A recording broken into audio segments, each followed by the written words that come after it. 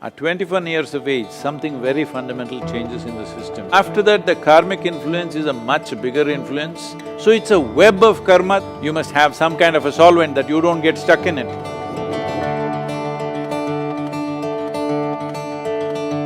Thank you, Sadhguru. So, following along the previous thoughts that you expressed about the memory, is this the genetic memory that dominates, or is the karmic memory that dominates?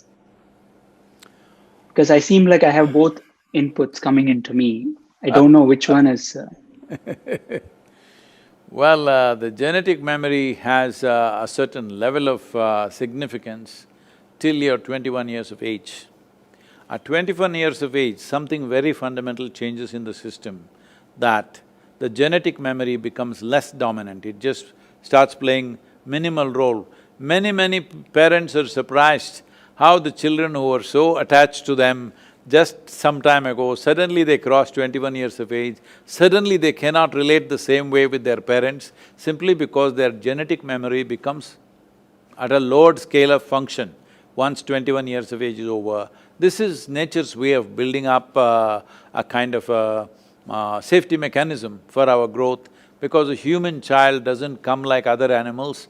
Other animals, 90% of what they should be is already fixed by their genetics. Only 10% of evolution in their lifetime, that too they can either exploit it or not.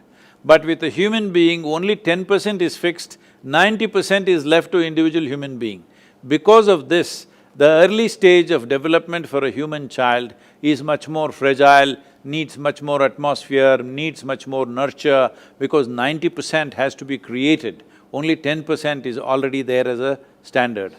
So, by 21 years of age, your genetic influence would have come down significantly unless you're very unnaturally attached to your parentage, either because they have too much wealth or or because they're very dominant, or because you admire them too much, whatever. Otherwise, the genetic influence will come down naturally. So after that, the karmic influence is a much bigger influence than the genetic influence. When we say karmic influence, we should not… because there is this wrong perception that karma means it was only talking about something that comes from elsewhere from another life or whatever. It's not like that.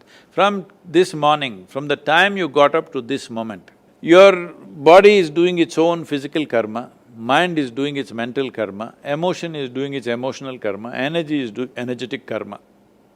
Every moment, in wakefulness and sleep it's happening. But let us take into account only the wakefulness. From the moment you got up till now, how much of these four aspects of karma have you performed consciously? If you look at it, I don't want to ask you the question, I would normally ask, but with you are all doctors, I won't ask you the question, I will just say this, you please analyze this yourself. Not even 1%, way below 1% is what you're conscious of. Everything else is happening unconsciously. Or in other words, instead of using the unconscious word, which is a kind of a negative word, let's say you're happening automatically. You're happening automatically because of the karmic memory. You have so much memory that you don't have to really think. You don't have to think how to eat. See, when the first time as a child, eating was such a big thing, especially Indian food, it was falling all over you. But today, very efficiently you eat, but you don't think exactly how to hold the food, what to do, because this memory has been built up with your karma. Karma means action. These four dimensions of action are always building things up to make life easier for you, not to entangle you. So it's a web of karma that you create. But when you create a web, you must have a certain, you must have some kind of a solvent that you don't get stuck in it. Suppose you are a spider, you create a beautiful, spectacular web. It is for others to get stuck in it, some other insect. But if the spider itself gets entangled in it, that is a stupid spider. So that is what is happening to human beings. An elaborate system of memory is being created every moment. See, you may be sleeping, there are many experiments like this, I won't go into the detail. Even when you're sleeping, you're fast asleep, you don't know. I will speak in a language that you do not know 1 or 10 sentences. Actually, we can hypnotize you after many months or years. We can make you say those sentences in a language that you do not know, at a time… you perceived it at a time when you are fast asleep. It is possible to do that. So I am saying if you walk from this place to that place, there may be 25 different kinds of smells. You may not notice it consciously. Only if it's very acute, either it is very bad or very good, you may notice it, otherwise you don't notice it. But in the sensory system, all that is recorded. So without knowing why, without actually mentally or intellectually articulating it, you just don't like to go to certain places. Maybe it's the smell, maybe it's the vision, maybe it's the sounds, maybe it's just the energy there, whatever it is, your four dimensions of karma, physical, mental, emotional and energetic karma, is always building an elaborate and spectacular web for you. This web is not to trap you, this web is to make life automatic so that many things you don't have to think. Just like that you can do it because it's in your karmic memory.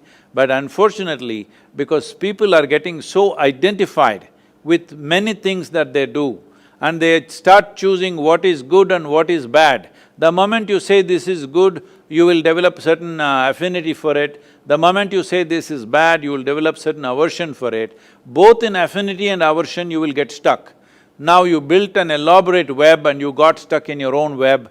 This is the fate of karma for most people. Karma is the most dynamic way to exist. It simply literally means you are the maker of your life.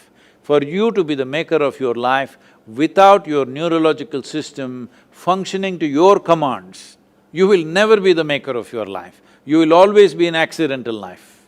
So if you move away from being an accidental life, the people who are experiencing unnecessary levels of anxiety and fear and things on a daily basis, a whole lot of medical professionals are going about saying, these are normal things, you're anxious, it's normal, even I am also anxious.